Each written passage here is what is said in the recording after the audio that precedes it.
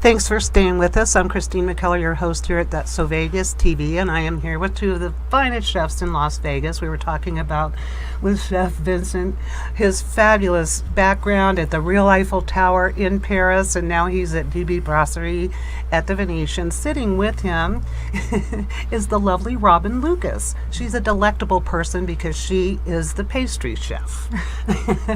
What a sweet job, no pun intended. And you two work so well together. We're going to talk a little bit about the summer seasonal menu coming up with the stone fruits, which I find fascinating. And then, Robyn, what I'm so curious about is obviously you've always, or pretty much knew you wanted to be a pastry chef and work with the dough and the pastries and the... Yeah, I started in high school. I went to a vocational school, and so I started on the culinary side and did the hotline, and then really fell in love with like the artistic aspect of pastry and the building of the cakes and playing with the chocolate and the sugar to really build and sculpt and create flavors and things of that nature. When you were going to, you went to school, where was that in Rhode Island? Rhode Island. To Johnson & Wales University. Right. Rhode Island, yeah. Was your goal when you graduated to come to Las Vegas? It was. I always knew I came here when I was like 15 or 16 on a family vacation, and was just floored by it. Saw all the famous chefs that were out here and knew that this is where I wanted to be. It was either, New York or Vegas, and I was kind of over the cold weather and all the snow, born and raised on the East Coast, so I wanted something completely different, and on a hope and a whim and a prayer, I moved out here. Well, and some talent, too, I have no doubt. And as Chef has pointed out, it's really interesting. I've lived here since 1980, and it's blown my mind how Las Vegas has really become the culinary capital of the world. A lot of French influence, a lot of influences from all over. So was it a French influence in the pastry? Did you also have that? Or? That really came once I moved out here. I had worked in some Italian restaurants, some very American-style restaurants when I worked under Bradley Ogden, and over at Caesars it was very Italian-American. And then I had gotten a phone call from Chef Kamel over at Robyn, who told me that I was now going to work for him, and I fully agreed. And I will never forget in my interview with him, I told him, I really don't have any French background, and he told me, absolutely you do. Everything is stemmed from French. Would you agree, Chef? Well, the core of the basics, yes. And it's true to say. But, I would say, thankfully, everything has evolved.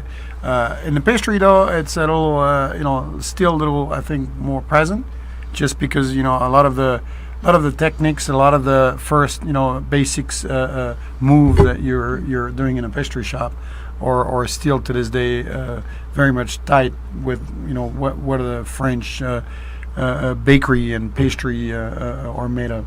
But overall, and thankfully, we evolved from that, and we're very much now happy. And if you ask any of the greatest chefs in France or some of the famous French chef, they'll say that their most favorite food cultural is probably somewhere in Asia or something in Latin America or they're totally embracing some of the other I would say rest of the world culture as far as food. And such an interesting blend you could make there, wouldn't you say, between and you two working together. Obviously, you, of course, being executive chef and with your background, you feel that it's important to understand the pastry end of it too. So you're everything from appetizers to pastry to you two working together. If you ask my kids and people and young people in general, you're most definitely want to add up a meal with some great desserts and sweets and sugar. So and not just the kid mind of it, but for more of a,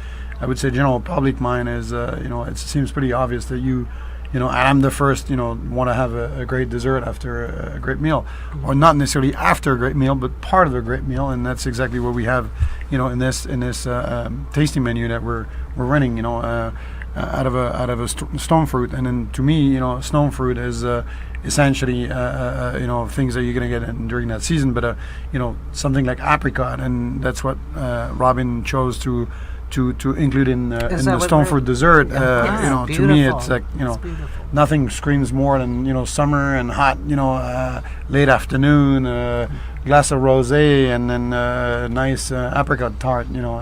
Just close your eyes, and it doesn't matter if you're in Vegas or if you're you'll definitely get a feel for what the time of the year and the season is. So. Another thing I like about fine dining, quote unquote, though, is that the portions are not scanty, but they're not so overwhelming like, say, on your menu.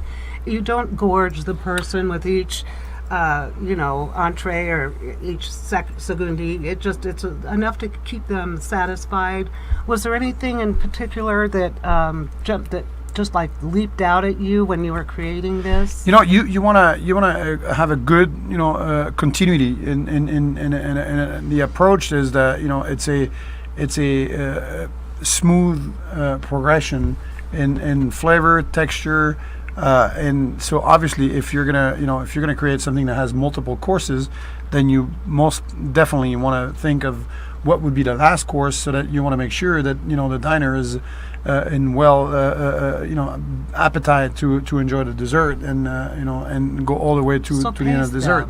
Right. So, and do you two work together then? I mean, are you in consultation? So when yes, you of course. Very much. Yeah. Mm-hmm. Is that on every meal or just on a particular special menu? I would say every time season for sure, every time that we put something together, there has to be a correlation between the pastries and the savory, because basically a lot of dishes, a lot of recipes, are totally combined. Where now it's pretty I would say natural to have some desserts that are going to be on the slight savory, not savory, but more on the salt. Play around with salt and texture. You're appealing to the whole palate, Right. then. Each level, salt, sugar. And there's many times where I'll help him with certain things, having a little bit of sweet added to it, whether it's some sorbet to the foie gras. Ooh. So we definitely work together on many things. That sounds really Yeah. good. That It, made my mouth it has to be something that there's no sectional part in a kitchen. Every aspect of the kitchen has to be involved in what the diner is gonna and the guest is gonna enjoy. So the fact that we work in a same room obviously brings the aromas, the odors they're going on in the kitchen.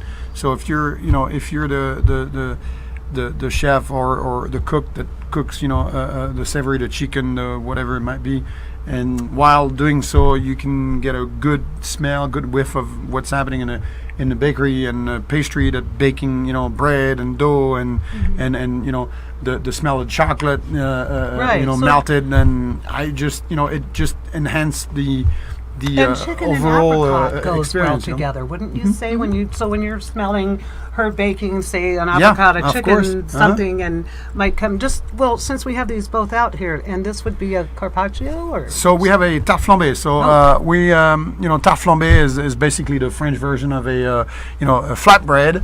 So a flatbread being the international piece Skinny of I pizza. would say first primo. The Italian would say equivalent of pizza, equivalent of bread in France, equivalent of we have a sliced bread that we're going to put ingredients on. and this would be your appetizer. So yeah, that would be a first, sort of like get to going to the menu sort of thing, while sharing an aperitif or a drink, and so we had nectarines. So nectarines are definitely something that we're having season full force right now. Wow. It is a stone fruit, obviously, but nectarines typically are not. It's one of those stone fruit that keeps the texture a little bit better. So while thinly sliced on top of a crispy flatbread and baked in a pizza oven or bread oven, it doesn't fall apart. It stays nice and together. To tie them up together, we actually put some blue cheese. And nectarines and blue cheese, fruits and cheese, it's pretty natural. Seems Right. natural. And to add a little bit of salt, a little bit of savory to that, we display some slices of thin sliced prosciutto ham. So a little drizzle of olive oil, a sprinkle of sea salt, a little bit of arugula salad to have that little vegetal and peppery flavor to it and crisp. And I think it's clearly something that will open up your appetite and really put you in the mood for much more food. And it's beautifully presented, and Thank again, you. so is Robyn's dessert here. That's another aspect of it. It isn't even just, which although that is just phenomenal in and of itself, a lot goes into the presentation. Because the eye needs, is it the eye and then the palate and the stomach? Is that pretty much the Definitely yes. The The line, curb appeal. You know, you the want curb to appeal, I like you want to have it. You know, you want to have something that seems to you very appealing and very very pleasant to look at, so that your papi and everything gets warmed up, and you're ready to have more and ready to bite into it. So it's just as good looking as a ripe fruit, you know, in the heat of the season. Boy, this is it's just enough to imagine how good it tastes, you know. very sensuous, I would say. But It is. That's the whole French culture, I imagine. It is. We're going to take a quick break on that note, and I know you don't want to go away now because we'll come back and pick up where we just left off. So a quick shout out to my sponsor, the Red Roof Inn on Paradise Road. Don't go away. We'll be back in 5 minutes.